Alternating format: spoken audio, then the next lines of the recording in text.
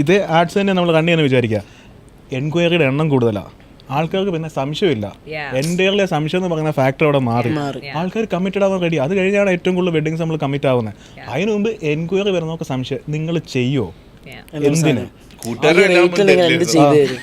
അല്ല, അതിന് മുമ്പ് ചെയ്തേക്കുന്ന മെയിൻ 3 കല്യാണം ഇവന്റെ കൂട്ടുകാരന്റെ എന്റെ വീട്ടിലൊക്കെ പോയി കാല് പിടിച്ച് അല്ല. പിന്നെ മാത്രല്ല ഇവൻ ആക്ച്വലി ഭയങ്കര ഇൻവോൾവ് ആയിരുന്നു.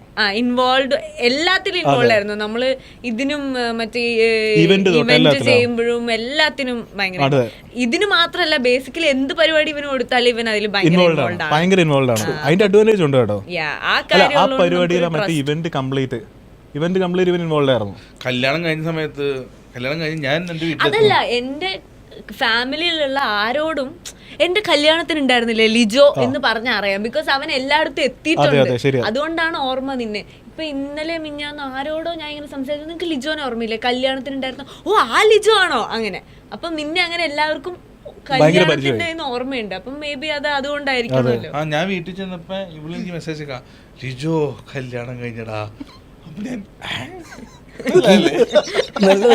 ഇനിമേത്ത ആരംഭം.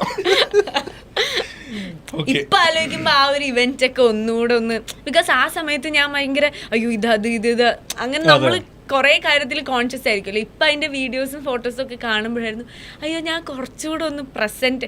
എനിക്ക് ഈ പറഞ്ഞൊരു സാധനം ഉണ്ടായിരുന്നു, മറ്റേ കല്യാണത്തിന്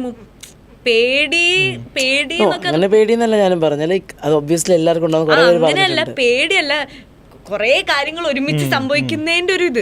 അപ്പൊ ആ ഒരു മൂഡിലാണ് ഞാൻ ഇരുന്നത്. എന്തായത്, ഏതായത്, എങ്ങനെയായത്, എവിടെയായത്, അങ്ങനത്തെ കുറെ. ഞാനും ഭയങ്കരമായിട്ട് ഇൻവോൾവ് ആയ ഞാനും കുറെ ഡിസിഷൻ മേക്കിങ്ങിലുണ്ടായിരുന്നു.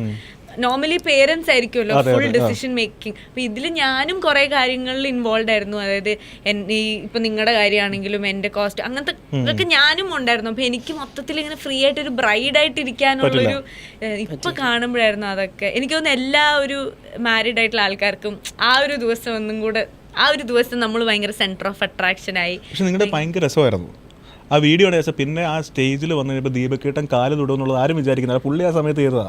അത് തന്നെ, അത് ഞാനും വിചാരിച്ചിട്ടില്ല, അതിന് മുമ്പും ചെയ്തിട്ടില്ല. അതെന്താ പെട്ടെന്ന് അത് കറക്റ്റ് ഇവർക്ക് കിട്ടുകയും ചെയ്തു. പക്ഷെ നല്ല രസം ഉണ്ടായിരുന്നു അത്. അതിന് മനസ്സിലിങ്ങനെ തുടങ്ങാൻ പോവാണ്, അനുഗ്രഹിക്കണേ, കൊല്ലരുത്, അതാണ് കൊല്ലരുത്, ജീവിച്ചു